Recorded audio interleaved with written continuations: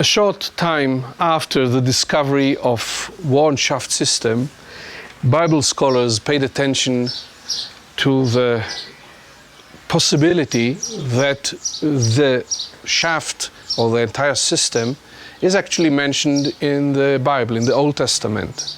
And indeed, in the second book of Samuel, chapter 5, the description of David and his troops conquering Jerusalem from the Jebusites is described. And there it says that they did it by means of a Zinnor. I have to use here the word in the original, Zinnor, whatever it is. Zinnor today in modern Hebrew means a pipe leading water. Of course, we cannot use the modern meaning of the modern Hebrew meaning. The question is what it meant in ancient times. Well, most of the scholars, if not all of them, said Zinnor is actually that vertical shaft 13 meters high through which the troops of David climbed, entered the city in a hidden way and captured it from the Jebusite.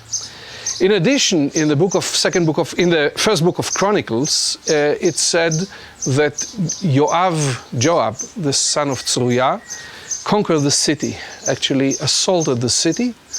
Vaya'al Yoav, he climbed. Vaya'al means that he climbed something. And shortly after, people actually combined those two passages and said Yoav is the man who climbed the shaft, although it's said in two different descriptions.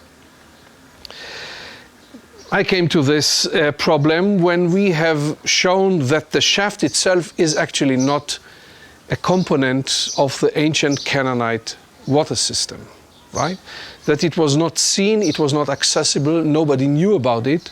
People went on top of the hard rock layer and didn't know that a meter below their feet is actually a vertical, natural cavity in the rock, which was later exposed. The problem of the Zinnor is not an archaeological problem, in my opinion. It is a linguistic and a biblical problem. The philologists of the Hebrew and ancient Canaanite probably language should come to me and say what, in their opinion, is the exact meaning of Zinnor. And then I will be able to tell them if we have found it or not. If it is indeed something, a technical term of a cavity in the rock, whether natural or man-made, if it is indeed such a thing, then we have found it. It's not the shaft which one climbed through, but it is what we call the rock cut pool. It is an entity in the rock which somebody has to climb. It is even more difficult than to climb one shaft, and through this enter the city. We just moved the location of the story by about 10 meters. If indeed Zinnor is something done in the rock in ancient times.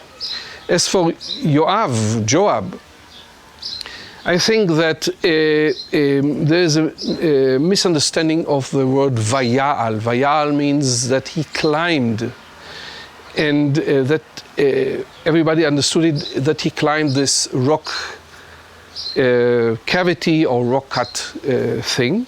But Vaya'al means simply climbed, and but you can also understand it that he has assaulted a fortification, right? He assaulted a fortification, and in my opinion, this assault was done not in a clandestine, underground, hidden way, but just in front of the two armies, the Jebusites on the wall, protecting the city or trying to do it, and the Israelites outside besieging the place.